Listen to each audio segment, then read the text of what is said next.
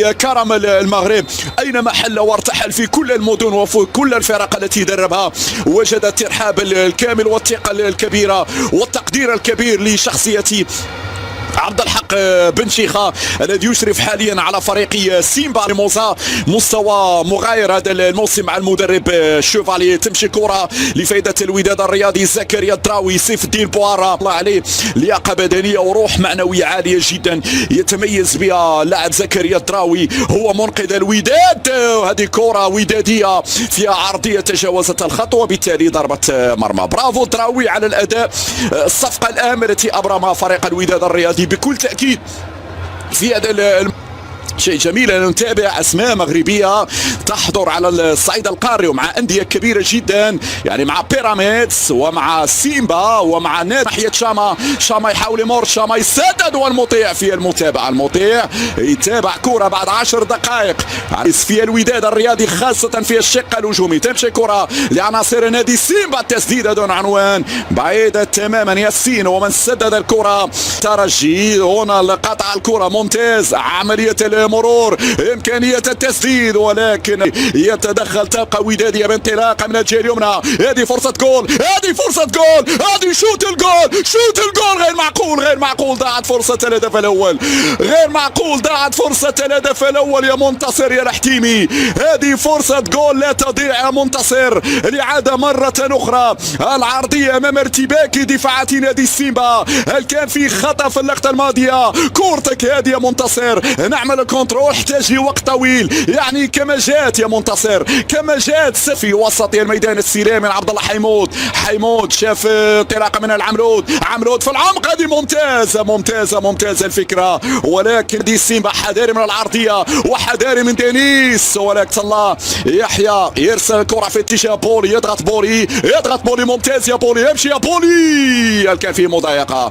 هل كان في مضايقه؟ عمليه في الجهه اليسرى ناحية الأب شاما لمن شاما يلعب في العمق لكن أسهل ليوسف المطيع. بعد ذلك كان البحث عن باليكي لاعب الآر. عبد الله حيمود في عملية الضغط، يخرج عبد الله في عملية تناوب بين لاعبي وسط الميدان في عملية الضغط على مدافعي فريق سيما. تمشي كرة على الطرف الأيسر، يصعد اللاعب حسين، يمشي لشاما، حسين وشاما، حسين يرفع كرة في القائمة الثانية والإبعاد كان ناجح. يحيى يخرج كرة بعد مباشرة إلى التماس. برافو يحيى.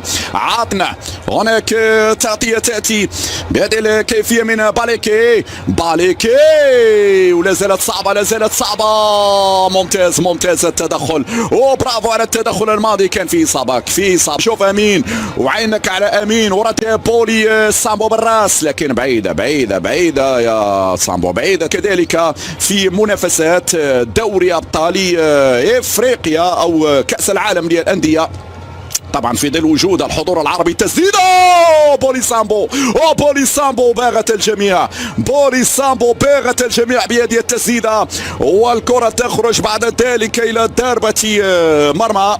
هنا تمشي كرة طبعا الوداد وفي ممثل عربي يعني القارة الإفريقية يتعلرات 0-0. هنا كرة إمكانية التسديد وجول يا سامبو. انفراد مرة أخرى تضيع فرصة الجول أمام تألق المغربي أيوب لاكراد.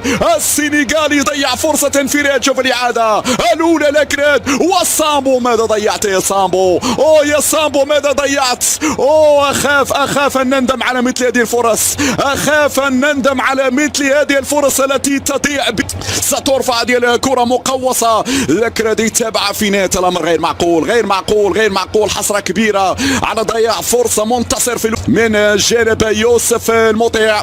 يوسف يرسل كرة طولية بالراس، تمشي ناحية سامبو. يلا يا سامبو، يلا يا سامبو. ضاعت يا سامبو، ضاعت يا سامبو. عامروني ماروكينية هنا مقوصة. يوسف المطيع يخرج ممتاز، تقديره ممتاز. يوسف المطيع هنا محاولة إعادة الثقة مرة أخرى من فوزي البنزرتي لعبد الله حيمود. كرة في وسط الميدان على يسار سيف الدين بوارا.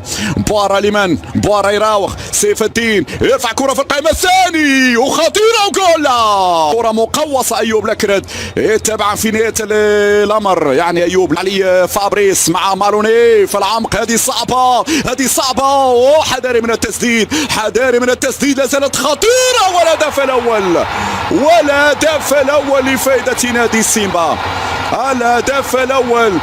أونانا الكاميروني يسجل هدف التقدم. وضعية لاعبي نادي سيمبا، جات الكرة شوف وسط مجموعة من اللاعبين، غير معقول غير معقول رغم تواجد 5 6 لاعبين. كرة تمشي الجهة اليسرى ناحية اللاعب حسين، يمشيها لي أونانا. باليكي وصلت لمن؟ باليكي يمرر شاما يبحث عن المرور، وحدة نادي صعبة والهدف الثاني. أونانا أونانا الطريق مفتوح للاعبي سيمبا، الطريق سالك للاعبي سيمبا لمرمى يوسف المطيع. ما هذا الذي يحدث؟ ما هذا الذي يحدث؟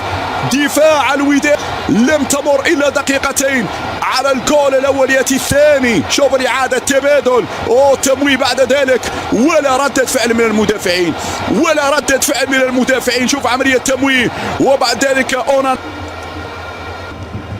فريق الوداد الرياضي يحيى سيف الدين وأمين أبو الفتح. هنا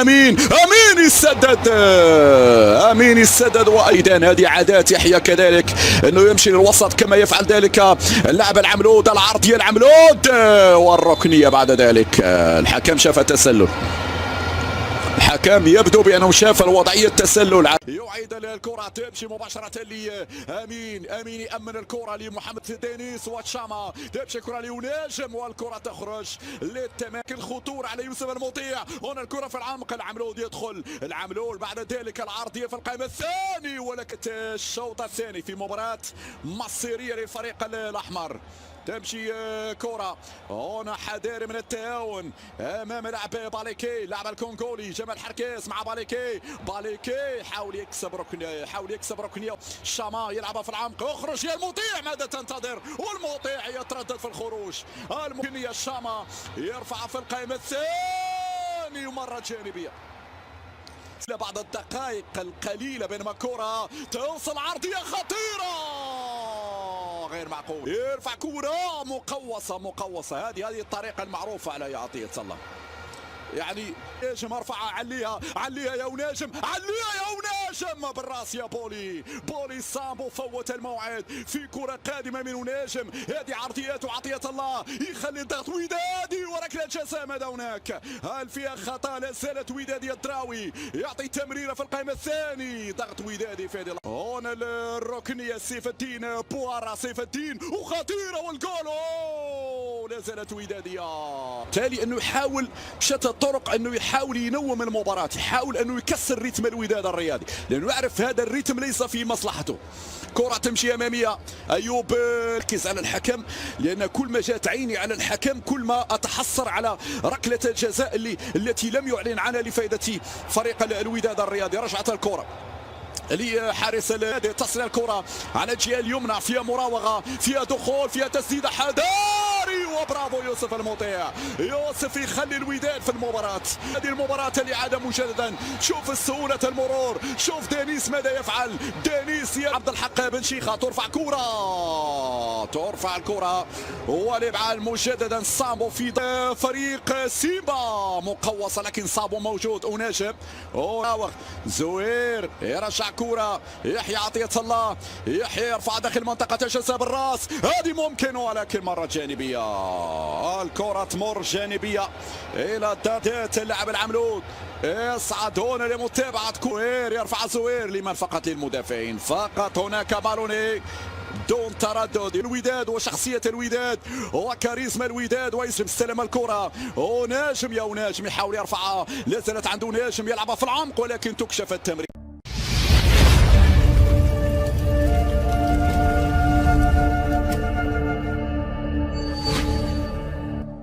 تحدث زكريا الدوادي لاعب الوداد عن الوضع الفريق ونظراته المستقبلية بعد الصهوة مؤخرا عقب انتصارا متتاليا أمام وجدة في الدوري وأمام سيمبا في الدوري أبطال إفريقيا. وأنقذ الدوادي الوداد أمام سيمبا حيث سجل هدف الفوز في الدقيقة 90 ليفوز الفريق ب1-0 ويعزز حظوظه في المجموعة. وقال الدوادي للكرة إنهم يشعرون بالأهمية هذه الفترة والضغط المحيط بينهم، ما دافع أنه لن تترك أي مجال الاستسلام، والوداد لم يقل كلمته بعد في هذا الموسم. وتابع جئت إلى الفريق في الميركاتو الصيفي وأعلم جيدا أن الوضع الحالي يبدو غريبا على الجماهير، والوداد تعتاد دائما لحصد البطولات وانتصارات وبقاء في القمة. وتابع أن كل مثل هذه الظروف تمر بكل الفرق العالمية ولها أسباب منها التعب والإرهاق، وأكد أن الوداد رغم كل ذلك لا يعيش وضعا كارثيا مثل ما يصوره البعض. من الإمكان النهوض وسوف نحاول الحفاظ على الانتصارات المتتالية. وثم رد: أنا سعيد جدا بهدف القاتل في سيمبا، وهو أول لي مع الفريق، لا يهمني هذا ما أكثر مغادرة المنطقة المظلمة التي حظنا بها، وسوف نحتاج من الدعم الجمهور، ولا نملكهم سواهم ليقفوا خلفنا. الوداد فريق كبير ومثله ينهض سريعا في الأزمة، وأثق بذلك. هذا هو نهاية هذا الفيديو. أتمنى يعجبكم هذا الفيديو والضغط على زر لايك والاشتراك في القناة ليصلكم جميع فيديوهاتنا، والسلام عليكم ورحمة الله تعالى وبركاته.